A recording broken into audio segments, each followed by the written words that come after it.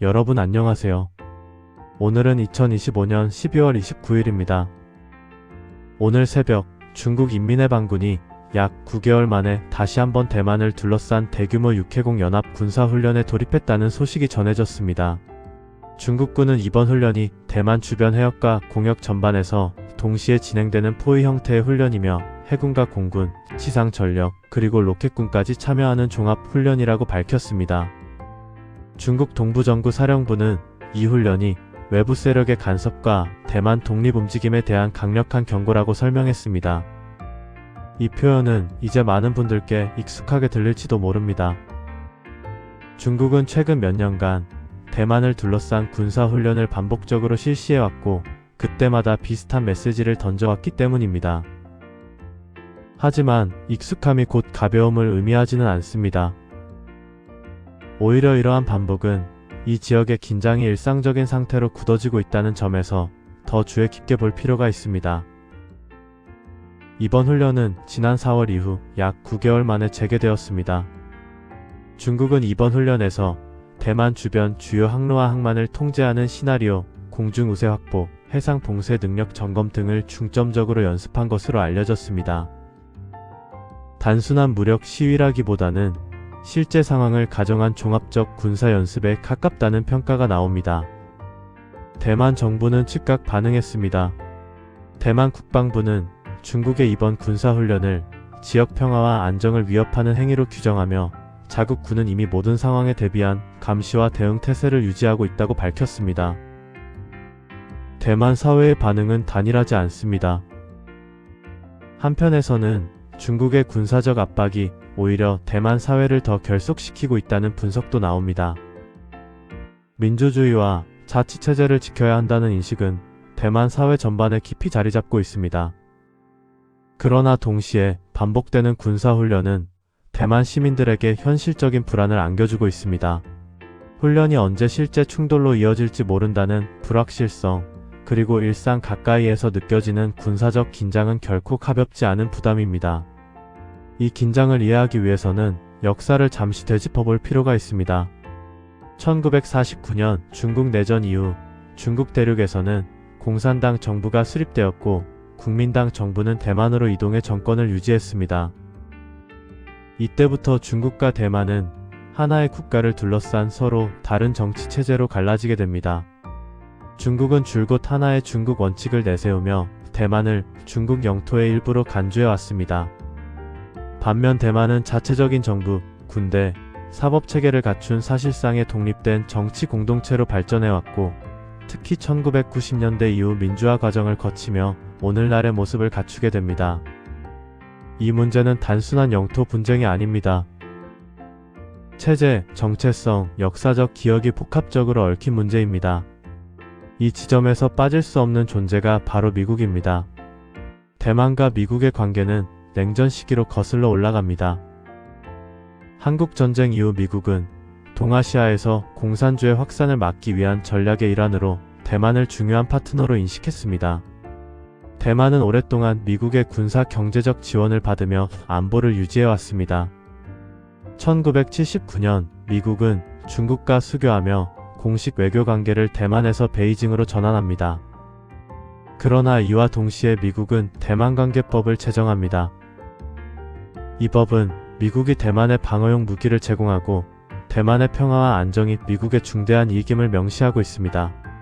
이로 인해 미국과 대만의 관계는 공식 외교 관계는 아니지만 군사 경제 정치적으로 매우 밀접한 특수한 관계로 이어져 왔습니다. 중국은 이를 명백한 외부 개입으로 인식합니다. 미국은 이를 현상 유지와 억지력의 문제라고 설명합니다. 이 인식의 차이는 오늘날 대만 해협 긴장의 핵심 요소 중 하나입니다.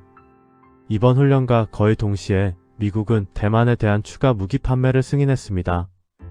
방공체계와 정밀유도 무기, 감시 장비 등이 포함된 대규모 계약입니다. 중국은 이에 강하게 반발하며 일부 미국 방산업체에 대한 제재를 발표했습니다.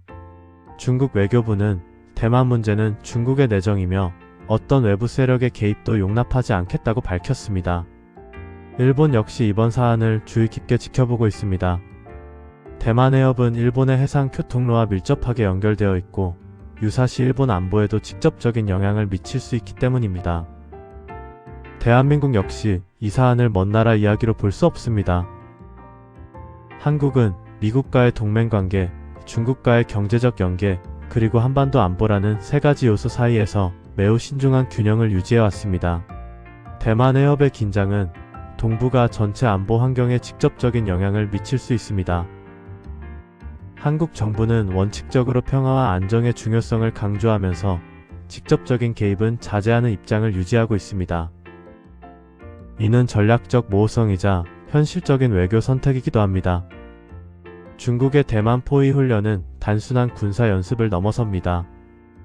이는 중국의 군사력이 어느 수준에 도달했는지를 보여주는 동시에 외부 세력에게 보내는 정치적 메시지이기도 합니다. 국제안보 전문가들은 최근 들어 훈련과 실제 작전의 경계가 점점 흐려지고 있다고 지적합니다. 군사 행동이 반복될수록 오판의 가능성도 함께 커지기 때문입니다. 여기서 잠시 시선을 넓혀보겠습니다. 대만 해협을 둘러싼 긴장은 군함과 전투기만으로 설명되지 않습니다. 이 갈등의 이면에는 보이지 않는 전선이 조용히 작동하고 있습니다. 먼저 경제입니다. 대만은 세계 반도체 산업에서 핵심적인 위치를 차지하고 있습니다. 최첨단 반도체 생산의 상당 부분이 대만에 집중되어 있으며 이는 미국과 중국, 일본과 유럽 모두에게 전략적 자산입니다. 이 때문에 대만 해협의 불안정은 지역 문제를 넘어 글로벌 공급망 전체를 흔들 수 있는 변수로 인식됩니다. 금융시장이 군사훈련 소식에 민감하게 반응하는 이유도 여기에 있습니다. 중국 역시 이를 잘 알고 있습니다. 대만을 압박하면서도 전면 충돌을 쉽게 선택하지 못하는 이유 중 하나입니다. 대만 경제는 세계 경제와 너무 깊게 연결되어 있기 때문입니다. 또 하나의 전선은 정보와 심리의 영역입니다. 최근 대만에서는 군사훈련과 함께 가짜 뉴스, 온라인 여론 조작, 불안 심리를 자극하는 메시지들이 확산되는 현상이 반복되어 왔습니다. 대만 정부는 이를 외부 세력에 의한 정보전으로 보고 대응 체계를 강화하고 있습니다. 총을 들지 않고도 사회를 흔들 수 있는 시대, 군사적 충돌 이전에 이미 인지 영역에서의 경쟁이 시작된 셈입니다. 많은 전문가들은 중국의 목표가 당장의 무력 통일보다는 장기적 압박을 통한 선택지 축소에 있다고 분석합니다. 군사훈련, 외교 압박, 경제적 유인과 제재를 병행하며 대만이 움직일 수 있는 공간을 점점 좁혀가는 전략입니다. 대만 역시 쉽지 않은 선택 앞에 서 있습니다. 군사력을 강화하면 중국의 반발을 부르고 대화를 강조하면 내부에서 안보 불안이 커집니다. 어느 쪽도 완전한 해답은 아닙니다. 오늘은 중국의 대만 포위 군사훈련이라는 뉴스에서 출발해 그 이면에 놓인 역사와 관계, 그리고 동아시아 전체의 긴 흐름을 함께 살펴봤습니다. 이 문제에는 단순히 옳고 그름으로 나눌 수 없는 복잡한 이해관계가 얽혀 있습니다. 중요한 것은 이 긴장이 실제 충돌로 번지지 않도록 관리하는 국제사회의 책임일 것입니다. 지금 이 순간에도 대만 해협의 바다는 조용히 흐르고 있습니다. 그러나 그 수면 아래에서는 군사력과 경제력, 기술력, 그리고 사람들의 마음까지 복잡하게 교차하는 흐름이 계속되고 있습니다. 오늘 제가 준비한 내용은 여기까지입니다. 영상이 마음에 드셨다면 구독과 좋아요 부탁드립니다. 감사합니다.